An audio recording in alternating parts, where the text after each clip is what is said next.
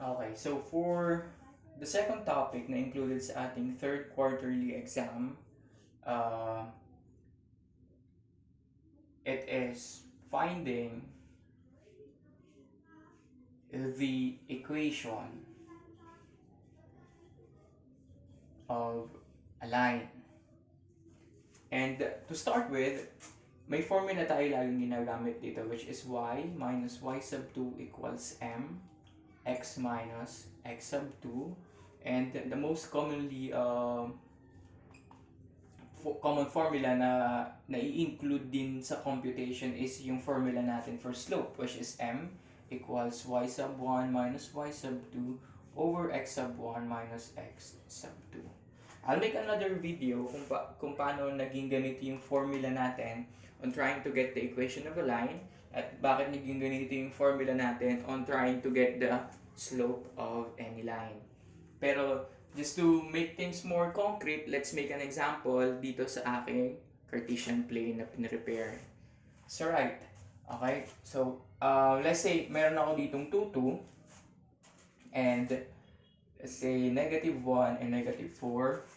Now, ang hinahanap po natin ditong equation is yung equation ng line that will touch both 2, 2 and -1, 4. Ano po ang itsura ng line na yun? Ang itsura niya po ay ganito.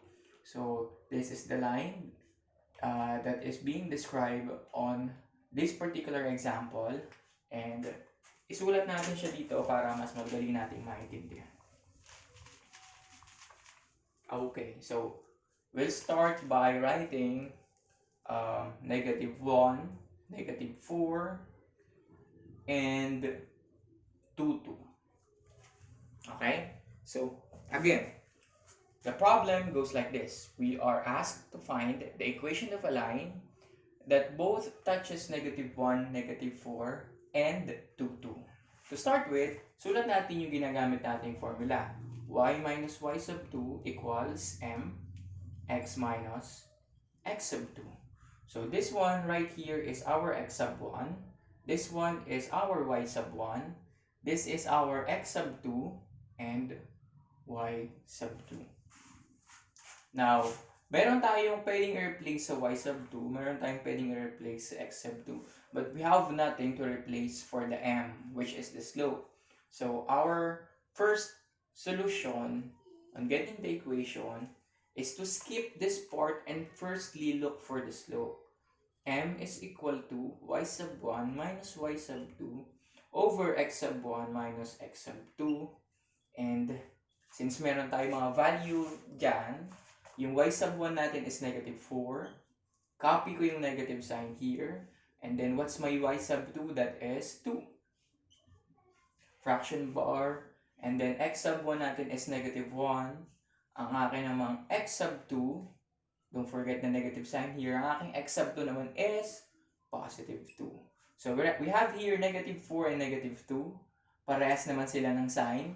So i-add ko sila. 4 and 2 combined is 6. And since negative parehas yung sign, negative dapat yung aking sign sa answer. Fraction bar over there and -1 and -2. Again, same yung sign. So add ko lang 2 and 1. That's 3. And then copy the sign, which is negative. So, kailangan natin i-simplify all the time yung answer natin. And by doing so, -6 and -3, when simplified, is positive 2. Negative divided by any negative number will result to a positive answer. And 6 divided by 3 is 2. So, answer natin is positive 2. Save natin yung information natin dito, m equals 2. Kasi I have to erase the writings for my other solution. We're just halfway on the process on getting the equation of the line. Hindi pa tayo tapos. When you got the slope, that's just an additional or a required information before tayo mag-proceed on getting the equation of the line. Kasi nga po, we have here y minus equal sign x minus close and open parentheses, and then everything na hindi sinulat must be replaced with their value. Yung y sub 2 natin is 2. Yung ating x sub 2 is also 2. Kanina wala tayong value for m, but this time we do have na. And that is m equals 2. So copy it here. And then, since valid naman yung mga operations, multiply na lang tayo. Distribute 2 with this binomial. So 2 times x is 2x. 2 times negative 2 is negative 4. And then we have here y minus 2. Now, our answer should always be in slope-intercept form. Ang slope-intercept form po is y equals mx plus b. Again, that's y equals mx plus b. Okay? So, isolated po yung y dito. Mag-isa lang po siya. Wala siyang ibang kasama. Meaning to say, kung ganun yung rule na nasa instruction, we have to remove the negative 2 here and transfer it on the other side. Meaning, I have to move it there. So, ang matitira na lang sa akin dito sa kabila is y equal sign 2x minus 4. Kinopya ko lang itong nasa right hand equation ko. And then, since negative 2 ito kanina, the rule is it has to change its sign from negative magiging positive. And then again, we have to simplify everything before natin to i-present as our final answer. We have here y equals 2x minus 4 plus 2. And since itong dalawang constant number dito could be combined, we have here negative 4 and positive 2 combined together is what? Negative 2. Okay? So, now, this is our final answer. Wala lang tayong ibang gagalawin. Just box it. And then, there you have it. Y equals 2x minus 2. Again, this is what we call the slope-intercept form. Y equals mx plus b. Bakit po siya slope-intercept form?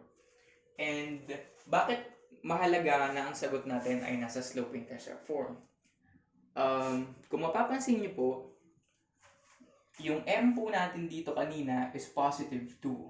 And by looking at the equation, we can partially conclude na or confirm na medyo tama na yung sagot natin because yung m nga natin is 2. So, y equals mx plus b. So, yung m natin is satisfied to be 2, meaning tama yung solution na ginawa natin. And by looking at the graph, kung mapapansin niyo po dito, this is our line and there is a point where yung line natin crossed the y-axis. Ito po yung y-axis natin, the straight line there, the vertical line rather.